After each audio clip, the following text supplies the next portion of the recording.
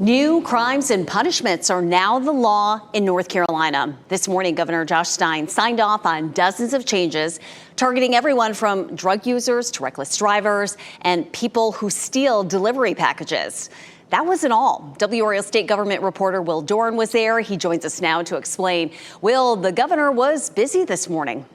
He was, Renee. We now have some brand new crimes in the state, like for people who expose children to drugs, even accidentally. But that wasn't all. Stein also signed off on some sweeping pharmaceutical reforms that he said will help keep prescription drug costs down, especially in rural areas of the state. And he signed new changes that are aimed at helping military families, including soldiers with young kids who are trying to get enrolled in local schools.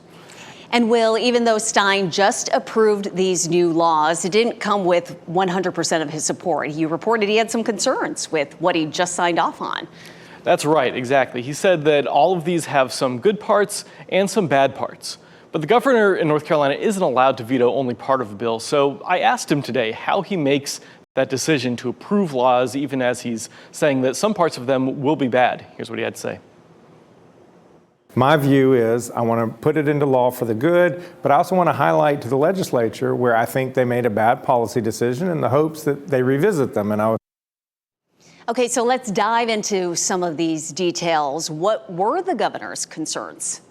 For example, with the bill helping military families, Stein said it's mostly good, but state lawmakers still left the door open for fraudsters to target them. That needs to get fixed. And then there were the dozens of new criminal law changes. One of them could lead to fines or even jail time for protesters or people who are going on strike. Stein said that that is too harsh and might even violate the First Amendment. But he said other changes, like those targeting drug dealers, child predators, and other criminals, made the bill good enough to outweigh the bad parts. All right, Will, thank you for putting that into perspective. And for all the details on these sweeping new changes that just became North Carolina law this morning, go to WRAL.com at NC Capitol. Thanks, Will.